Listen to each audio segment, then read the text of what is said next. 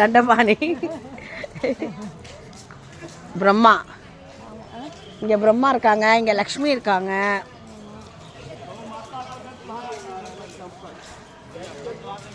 இங்கே நந்தி தேவி, நந்தி பகவான் இருக்காங்க.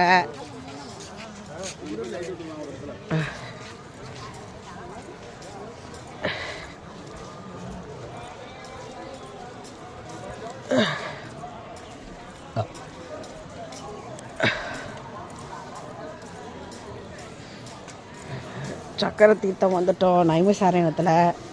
இப்போ மணி காலையில் 7:15. பயங்கர மழை பெய்கிறது. பாருங்க எல்லாரும் சுற்றுறாங்க பாருங்க.